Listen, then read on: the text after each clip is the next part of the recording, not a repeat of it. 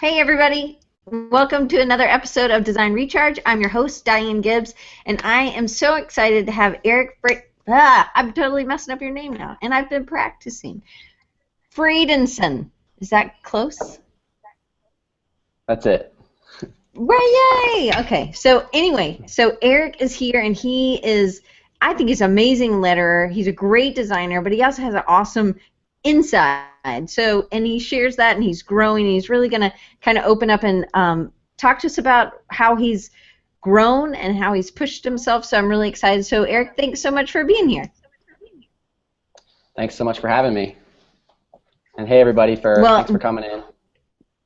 Absolutely, thank you, and happy birthday to my mom. Today's her birthday. So, anyway, so excited to have everybody. If you're new and you've never been, you can actually, over on the right-hand side, there's a chat, and you can talk, and you can ask questions, and I'll try to be the DJ kind of answering questions. So if you have a question for Eric, just type it in there, and I will plop it up, or I will ask it so that we can get that answered. But Eric, give us a little bit of your background and when you fell in love with design and when you knew that that was what you wanted to do, and really you have an interest for lettering as well. So, all right, here we go.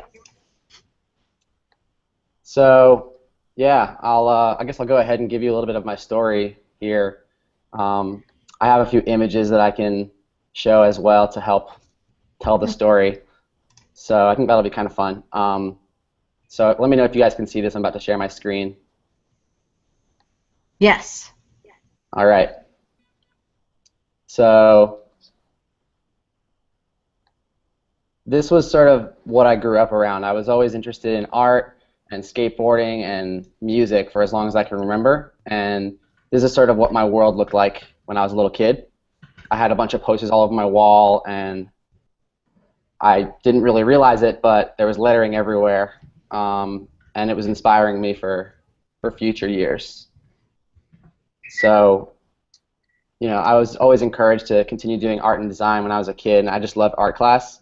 And so getting into graphic design was kind of a natural transition for me.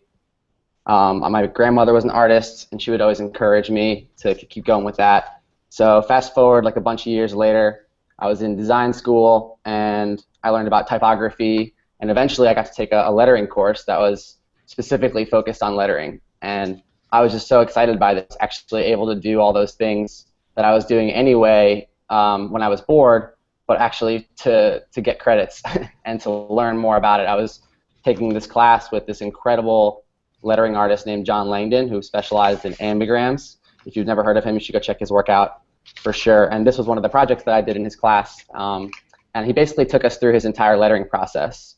And I just fell in love with everything that he was teaching, and I couldn't put my sketchbook down. So it was. So that was my first. What year, like in school, were you? This was senior year, actually. Okay. It took me a while to really embrace my passion for lettering and really go for it. It was sort of just something that I did on the side. I was really interested in all sorts of graphic design and photography and video, really anything that I could get my hands on. And this professor in particular really pushed me to go to the next level. Cool. With lettering. And I ended up making some stickers and shirts from it. So not only was it just a design on paper, but I got to actually give this to people and put it out in the world. And I was slapping these stickers all over Philadelphia and New York. That's awesome. Another project I worked on in senior year was this TEDx conference. I'm sure you guys have all heard of TEDx. And this was the first opportunity for me to really surround myself with people who do awesome things. And I basically just tried to meet as many people as I could. And I got to do some interesting sort of 3D typography work here. And I kind of had a plan after college to go to, oh, sorry about that.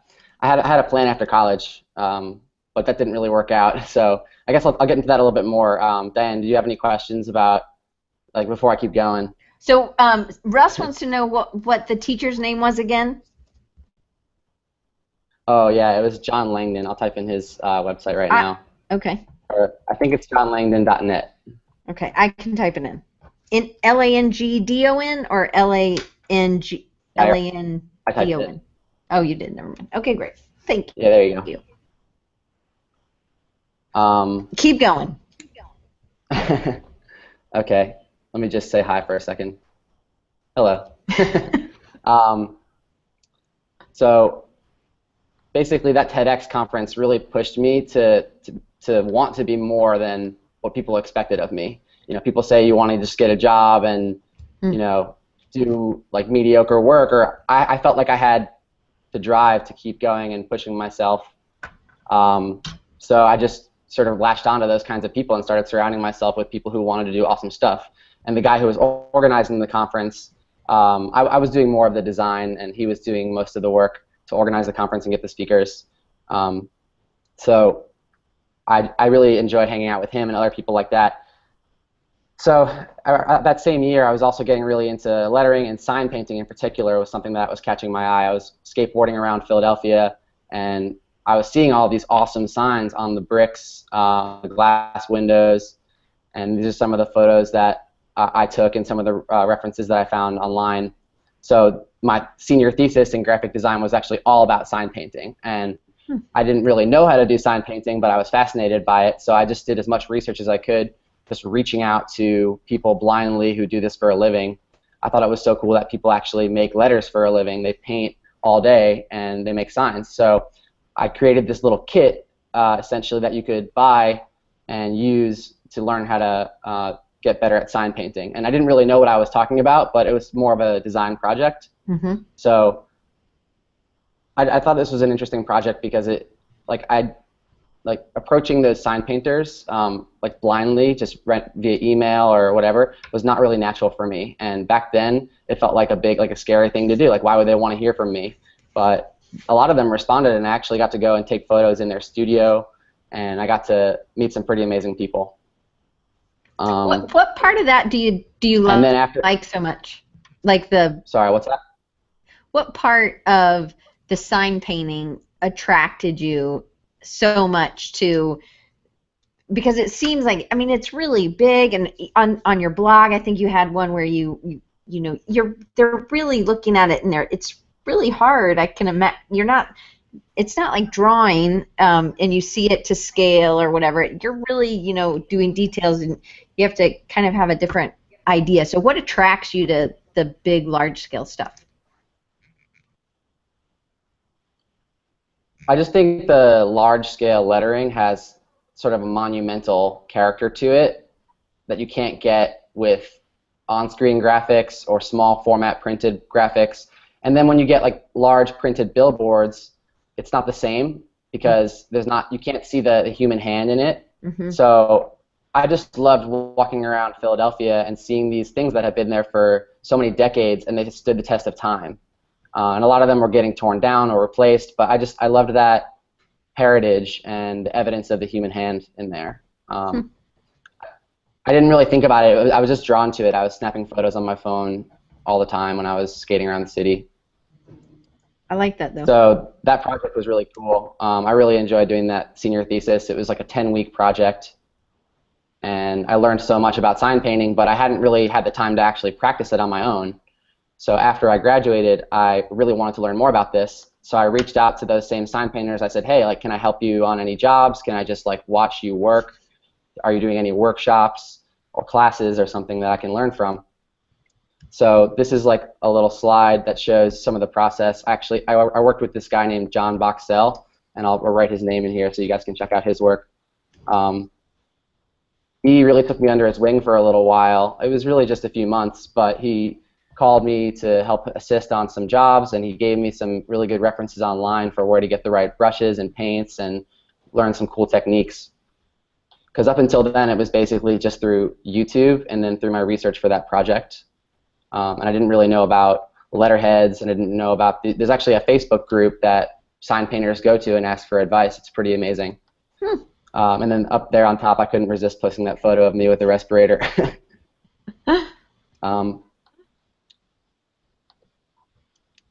So after I realized that sign painting wasn't really what I wanted to do full time, I got more back into the design work, and I said, okay, how can I work in these hand-drawn or hand-painted techniques into my design work as much as I can? Because that's when I felt most happy.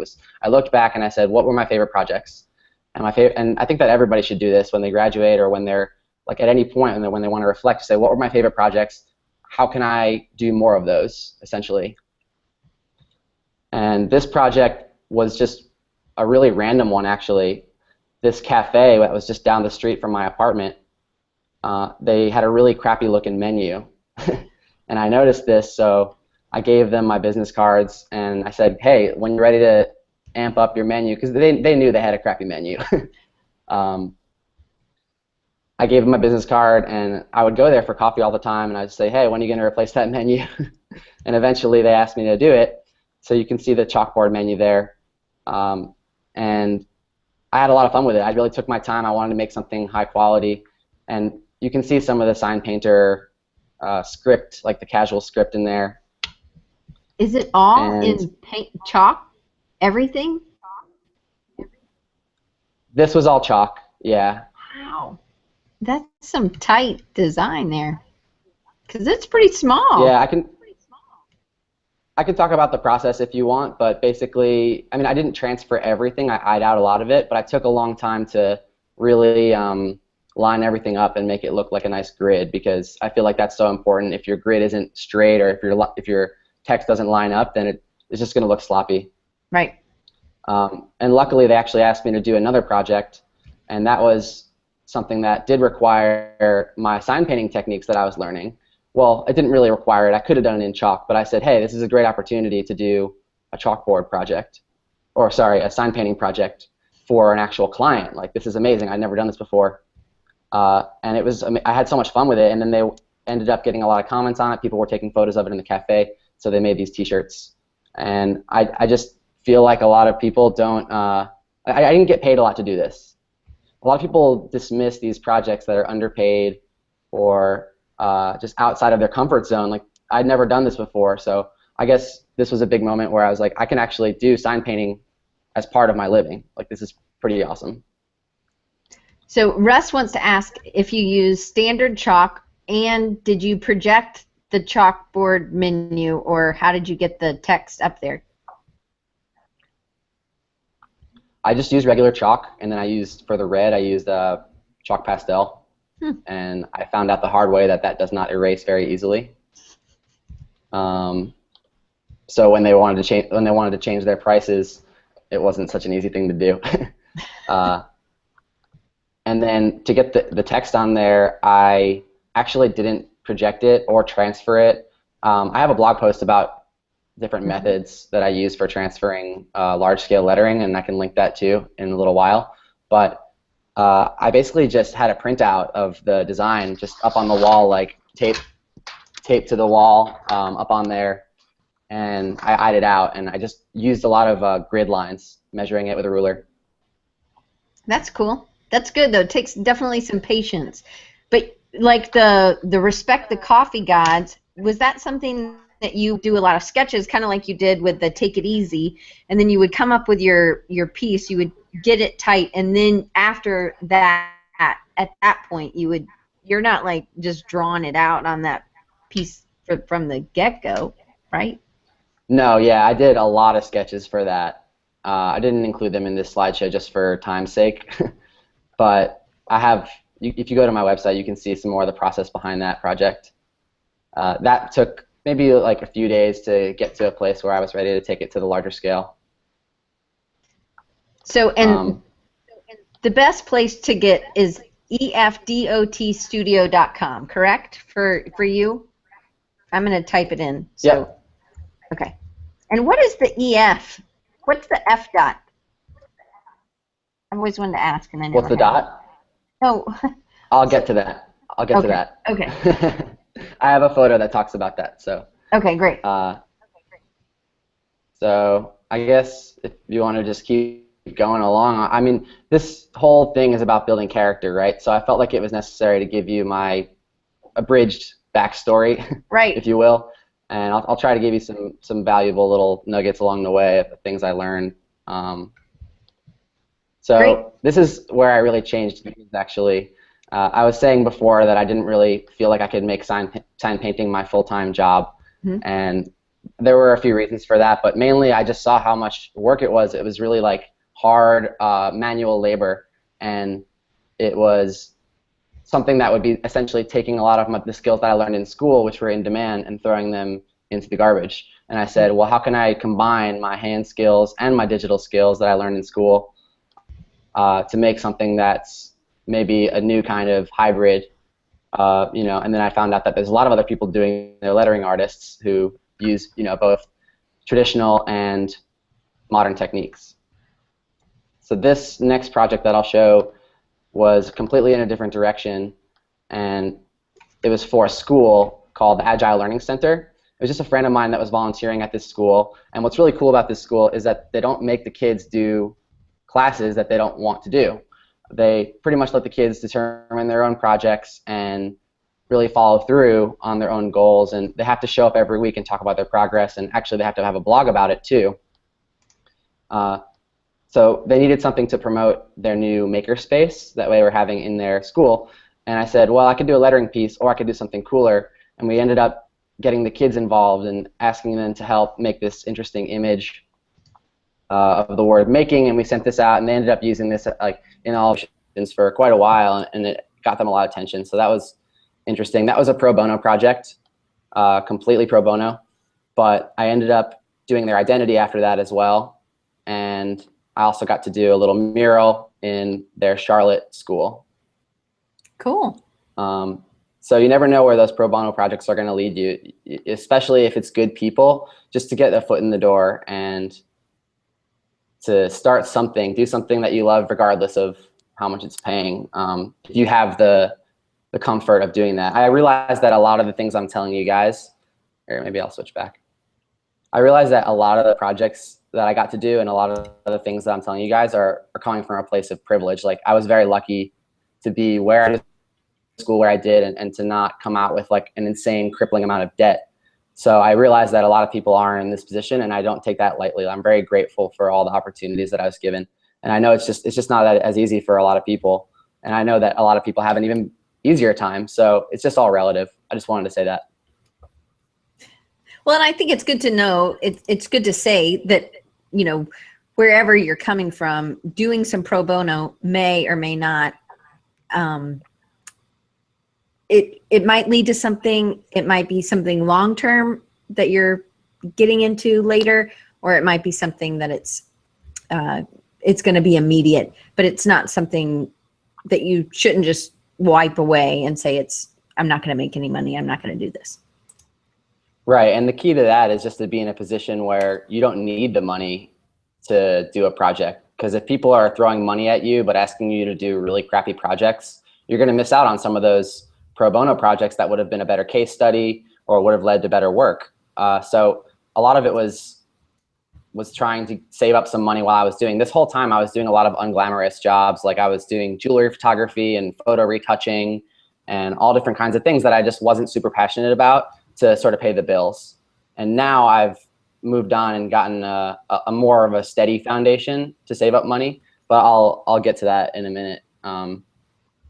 So that project was really fun. And after that, I started getting really into lettering, just practicing every single day. This is from last summer, 2014. I was practicing every single day. These are just a few of my favorite pieces that I did. And the whole summer of sketching thing actually started last summer. A lot of people don't know that. So I was going around with my sketchbook and trying to find cool places to inspire me. That's an awesome one. Thank you. That was Central Park. And for those of you guys who don't know, the Summer of Sketching was just a series that I did going around to different parts of the city on the weekends with my sketchbook. And I got a lot of people to join in with me too, which was really cool, particularly this year, just taking around their sketchbooks wherever they go and documenting what they see and trying to make a piece based on what's around you. And then we aggregated it all with a hashtag. So if someone can drop the link to that Instagram hashtag, you guys can see all the other ones. Now I'll talk about the meaning behind the name FDOT, if you want. This was part of a workshop that I did with Ken Barber at Cooper Union last summer, and I was in that workshop with Scott. I'm not sure he's here, but I always had this nickname since I was a little kid, And it came from, there were actually two Erics in my preschool class. There were two different Erics. I was Eric F and he was Eric S. And you know, when you abbreviate the initials, you say Eric F period or Eric F dot. So after a little while, our parents and our parents' friends were calling us F dot, and then so our friends started calling us that, and then it kind of went away for like 10 years. But people started calling me that again, for some reason, and then I just kind of I liked it, so I kept it going, and I thought I would make a logo for it. That's cool. That's good. I've always wondered, so good to know. Yeah, and my last name's really long. My last name's really long and hard to spell and pronounce, so I just thought it would be better to have an abbreviation. So when you were working for yourself, you were taking on projects, some were pro bono, but you were probably really specific about if these pro bono projects would help you or lead to creative solutions. It wasn't like you were just taking a pro bono project. I think you were probably pretty strategic in what kind of pro bono projects you were taking on. Do you want to talk a little bit about that, or why, or Sure. Yeah. Well, that Agile Learning Center project, the school I was telling you about, the main reason I decided to work with them is because I believed in what they were doing. I really loved their mission. It was the same reason why I did the TEDx conference, and I ended up helping the guy who organized the TEDx. His name is D. I ended up helping him with his startup after he graduated, mainly because I believed in his mission, and I felt like not only would I get a lot out of it for a portfolio, but also just for the love of it, and I felt like I would be happy doing those projects. It's definitely not something that you can do for most of my time personally. Like I ended up spending too much time on pro bono projects because I was so passionate about them, and I wasn't getting a lot of high-paying freelance jobs anyway. So I ended up to a place where I was like, man, I really need to fire my pro bono client because he's using me too much. He was taking advantage of me. And that was my first, he didn't realize, and I don't blame him. It was really my fault that I was getting taken advantage of. But when I did that Agile Learning Center project, I used the contract. I told them how much I would have charged had it not been pro bono. I really treated it like a regular professional project. I just didn't charge them. That's a great idea. Well, and I think it's really important when you're learning in anything is to have clear boundaries. And sometimes in the very beginning, you don't know where people are going to push your boundaries. So having that contract has really helped keep people in line with clearer boundaries and expectations. Definitely. And the same thing goes with a project brief. Like for that first startup, I didn't have a project brief. It was just, oh, well, we need this. We need a Facebook cover image. We need a business card. We need a website. And I was just helping him as he needed it without actually determining a project scope. So it was a never-ending scope. So if you're going to help somebody, try to figure out what they need first and see if you can actually take it on before you just, because I didn't really want to be his business partner. A lot of people who run startups, they're looking for a business partner who can handle all the design. But I wasn't as passionate about his business as I was about my business. So I ended up getting into that position where I had to say, hey, I don't really have time for this anymore. I need to focus on my business. And it was tough. It was a really tough thing to do. But I'm glad I got to help him for so long, and he's doing really well. So is that some of the things that you would tell somebody? It was kind of starting out in the same, because you started out really as a freelancer. Are those some of the things that you would share as pieces of advice of what you should and shouldn't do as you start out as a freelancer? I'm not really going to say what you should and shouldn't do, because everyone has a different capacity for risk and for how they want to handle their projects. And I think you should just do what comes naturally for you and observe as much as you can. I'll tell you what worked for me, but I'm not saying that that's the way to do it, because there's so many ways to do it and no one's right or wrong. Okay. I think there are definitely some business practices and some rules of thumb that you will get the hang of on your own. And there's really no substitute for that experience that you'll get on your first few projects. Right, definitely. Well, what's some things like with lettering even that you struggled with in the beginning? I know Jennifer earlier was like, oh my gosh, I wish I had those mad lettering skills. So even things like that, just practicing daily, are there any back now and say, you know what, this really did help me? I'm sorry, you broke up there a little bit. Were you just asking for what helped me as a lettering artist, so like what I was struggling with? Right. So as a lettering artist, what do you do that has helped you improve, as well as, you know, even anything like going out, like the summer of sketching where you go to different places? There have been a lot of things that you have continually done to push yourself. Sure. And again, there are tons of things, but what have you done that you have helped you? I think the big thing for me was taking classes about typography, because that was sort of a foundation for me to learn about how letter forms were constructed and what types of letter forms there were. So those classes that I took in college were really great, and you don't have to go to college to learn that stuff anymore. You can learn it online, you can learn it through books. But for me, I really liked going through the course because someone really held my hand along the way and they told me what order to go in. I think that there are some great lettering classes out there. The most thorough one that I can think of is Sean McCabe's Learn Lettering, and I have a link here. I was actually featured in part of that. I helped him out a little bit with one of the courses, so you guys can check that out here. But really, any kind of immersion into books or classes or having some kind of mentor would be great, but it's not necessary. But just get your hands dirty. Just go for it, really. The more you practice, the better you'll get. And I also think just having somebody else who's exploring at the same time, even at the same place as you are, helps as well. Just to have somebody who can kind of push you and be like, hey, look what I learned, or somebody who is that curious, I guess, at the same spot as you are. Yeah, one of your questions later on was about the blog post about honest feedback, and I think that's been pretty huge too lately. Having a few people, like a small network of people that I can send my work to, just like in a text message or an email, and say, hey, what do you think of this? And that doesn't have to be my professor. I still send stuff to John Langdon sometimes for feedback, but I have a few really close friends that I just send my work to, like Winston and Scott and my friend Will, and I just get immediate feedback. It's pretty awesome. So we're going to go back just a second. And I think this is a quick answer, but, and then, because I want to talk about the feedback again, but so you worked for a while on your own. Was the goal, because I think sometimes that's people's goal, is they just wanted to do their own thing from the get-go. And now you're working for somebody else. Was that always the goal, to work for somebody else and then work on your own, or you wanted to work on your own and then work for somebody else, or you just took the cards that you were dealt? Well, when I was younger, I didn't really know what I wanted. I was looking up to different people and I said, oh, that guy looks like he's having fun doing that, and that guy does amazing work and he works on his own. But then there's like these people who do branding and they do amazing work as a team.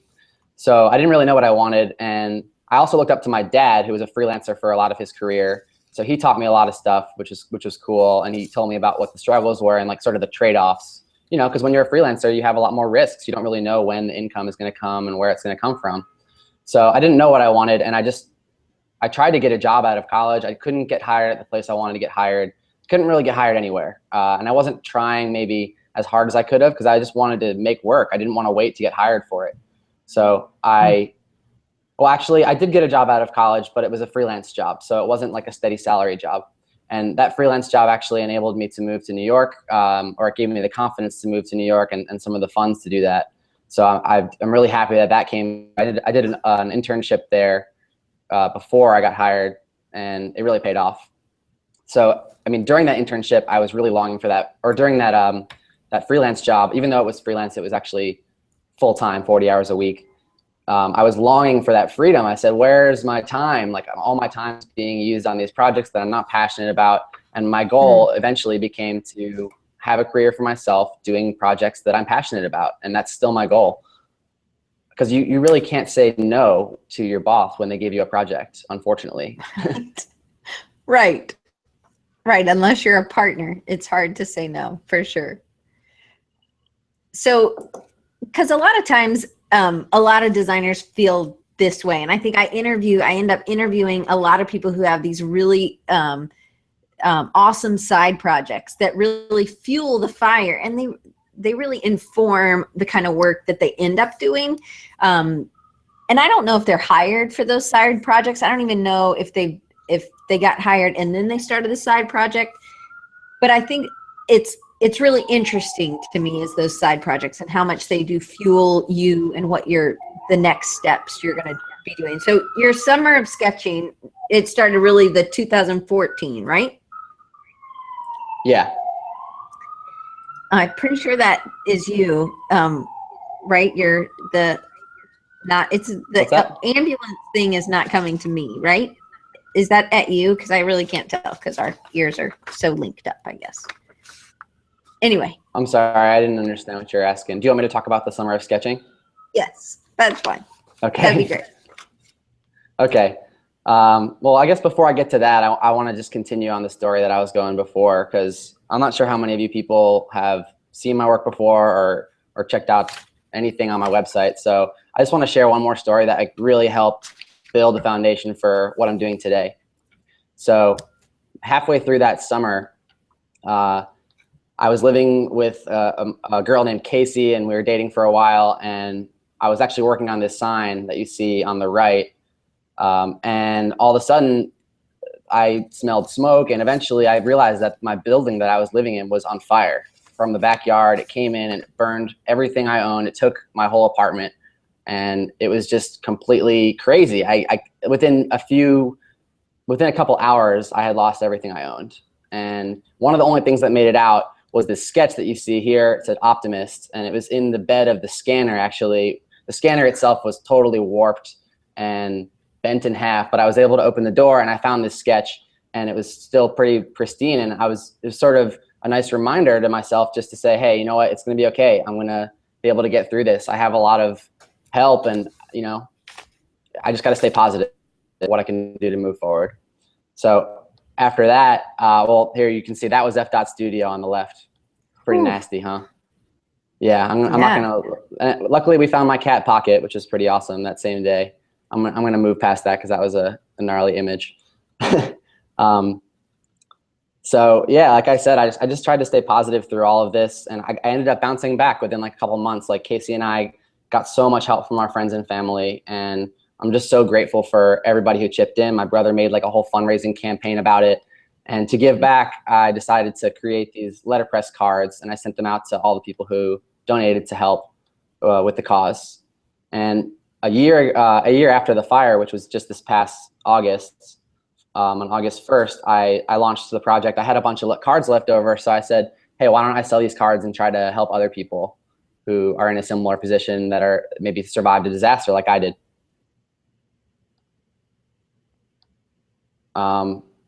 So I'm going to leave it on that for a second. Did you have any questions about that, or? Yeah. So I love this project. I bought some because I also really think it's good to give somebody when they're I'm hearing myself twice. I'm sorry. But maybe it's me. I'm going to turn me down a little bit. So, but like, I think it's really neat that you decided to give. You had that one piece was salvaged, I guess, kind of saved, and then you had such a positive outlook, and it seems like you've done that throughout. It's not like you just are really negative and this is the first time you've had. It seems like you always really have a good outlook. Do you think that that's true statement? Yeah, I mean, I think I've always been, I guess, grateful for what I've had, but this moment put everything into perspective. I lost everything I owned, and I had to restart from scratch, which was both, I think, a blessing and a curse, because it made me realize how much I already had. I stopped focusing on the fancy apartment that I was collecting.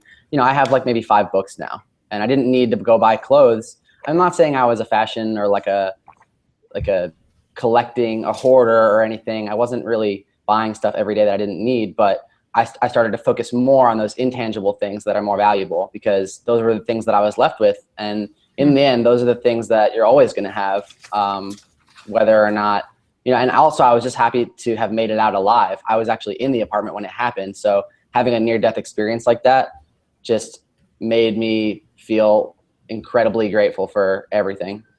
way more than before. Changed your value system. I've been trying to use, since then I've been trying to use that story to help motivate other people, and it's been resonating with others, and it seems like it's a good jumping off point. I'm gonna keep that story like really close to my heart, and I don't like to share it in every conversation that I have, because I don't want it to define me, but that outlook, that whole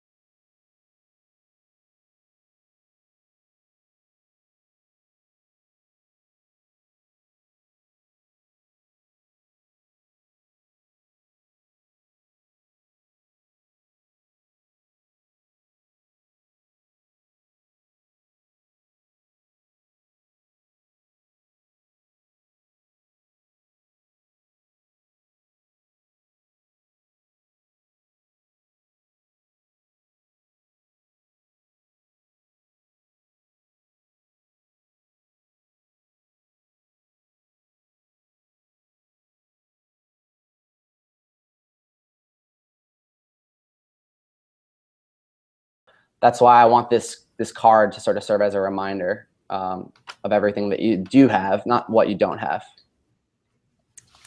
Cool. Can we talk about the summer of sketching now? So that was kind of like one project, and then can we move on, or do you want to say anything else about the Optimist project? No, sure. Yeah, I have that next, I think. Or no, I have a couple chalkboards here. I can get back to that. All right, there we go. So tell them kind of the premise behind of you wanted to go out and do something that was, and you let wherever you were dictate what you were going to write or what you were going to draw.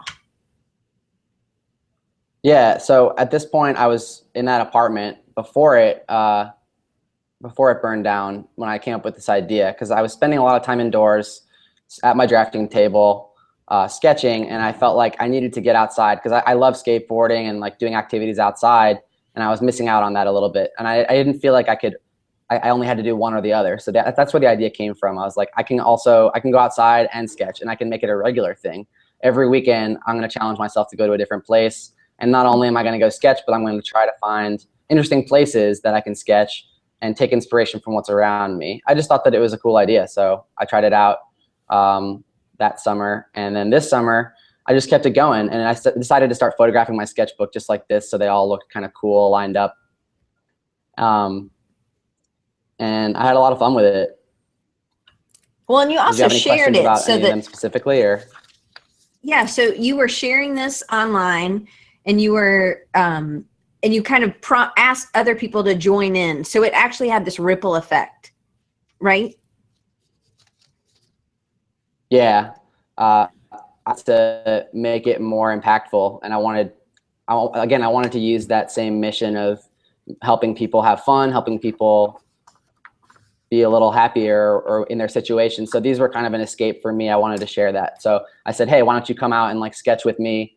Or if you can't meet up with me, just like go out and sketch in your city, and show me that you're doing it by like putting that hashtag on there. And I told my friends, I said, hey, do you want to do it? Do you want to do it? And then all of a sudden they're following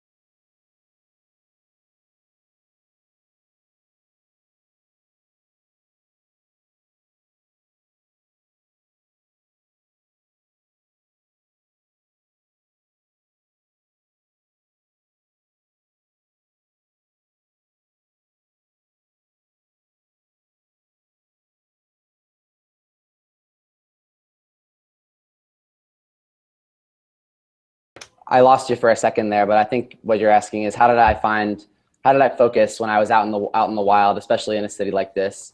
So I have no problem being in crowded settings. A lot of people, I really like being surrounded by people and talking to people that I don't know. It's kind of a thrill for me. I don't really feel uncomfortable, or I don't hide from that. So going out and sitting in a park with my sketchbook was just something enjoyable. And it's not really like a performance that I'm putting on. I've done the whole like live painting thing, and that's really nerve wracking. But this was more just a quiet moment for me. I tried to find like a fairly empty space. Like obviously I need my personal space bubble. I'm not gonna sketch on the subway for an hour, although I do that sometimes. So yeah, it wasn't that hard for me to focus when I was out, as long as I found the right place to do it, you know? So you weren't going out with your friends and then you were going to be sketching and they were going to be doing something else? No, I pretty much went out by myself or with another friend who wanted to sketch. I wasn't going out and socializing while I was sketching. All right. So, well, it's good to know. So for me, have you ever seen that movie For the Love of the Game? No, I haven't seen that one, but I looked up the scene when you mentioned it the other day when I saw the question. Right. So he like is able to really focus and have this like pinpoint focus. So really the distraction doesn't bother you. You can like go in. And I do have a question, and I hope you can hear me and we don't cut out. But when you're sketching, like for the Optimist, it kind of has a Cooper Black sort of feel. Are you looking at certain typefaces? Because again, those summers of sketching, it was tons of different type, styles. Are you looking at anything to inspire your choices?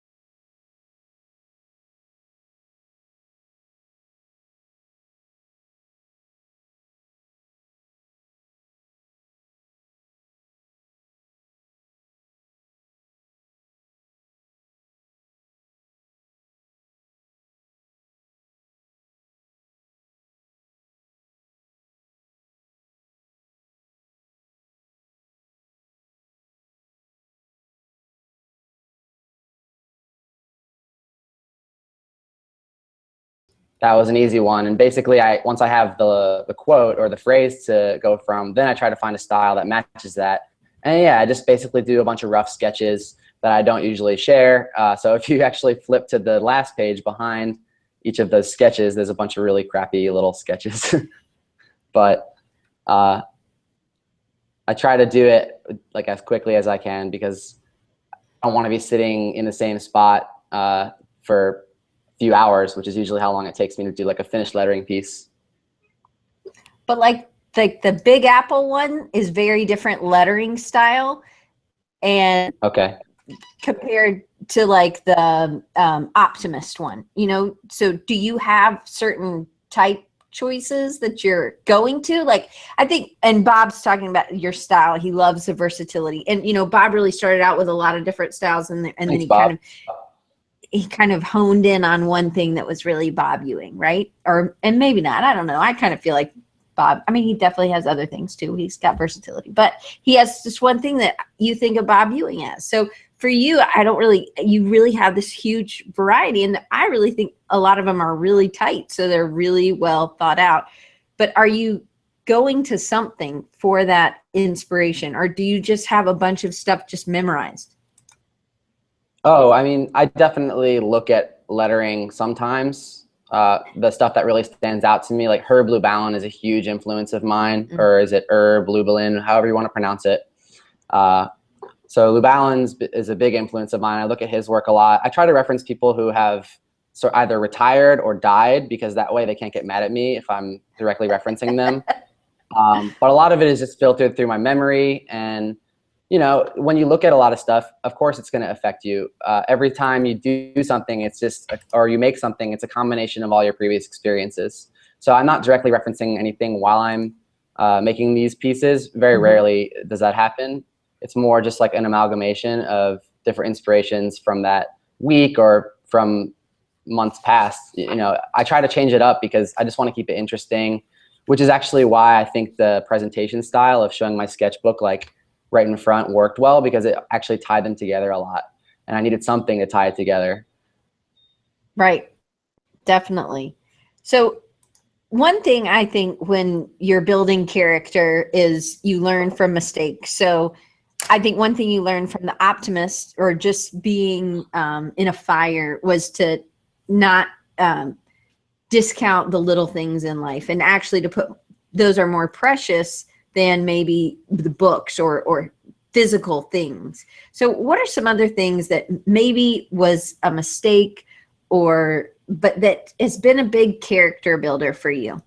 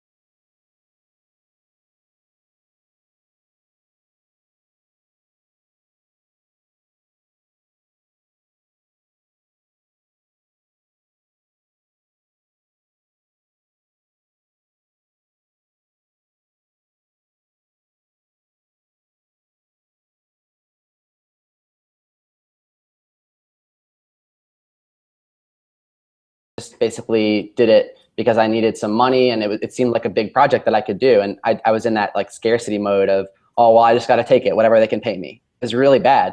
So that was a huge mistake that I made with them. And also, I probably don't want to do any more projects for restaurants that sell fried chicken, because I don't really resonate with that.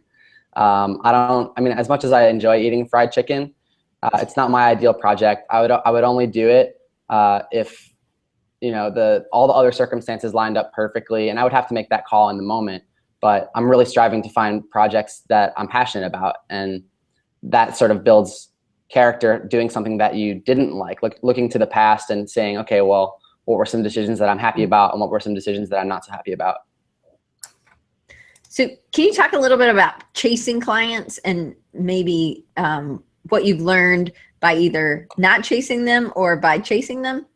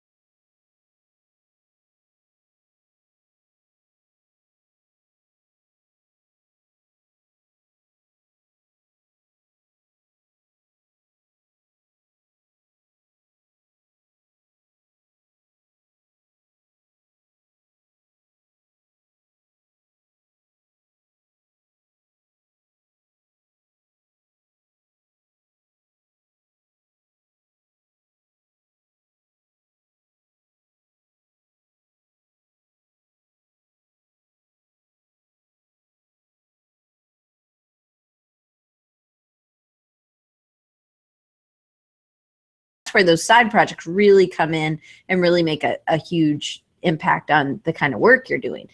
Where did you see that coming into play for you with showing? Was it in your lettering, or was it in a specific lettering project? Or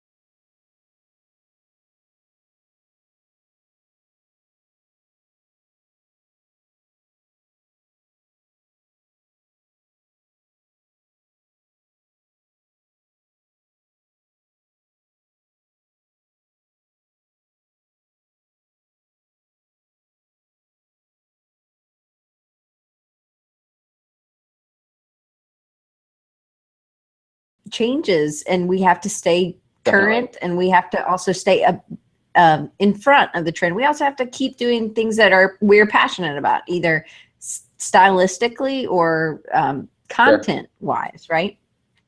Yeah, definitely. You also, go ahead. No, keep going. You got it. Okay, so about feedback, I know we don't have a lot of time left, but I want to get into this. So really, community has played a big role for you in some of your growth. You know, one, you're going out, you're sharing. I mean, you are continually doing things that I'm really impressed with, that you're growing. You're doing individual things, but you're sharing it with the public and with a group. But then you're also involved in a community of designers. Can you talk a little bit about that and how getting feedback has been really important, and giving feedback and receiving feedback in those small, trustworthy communities?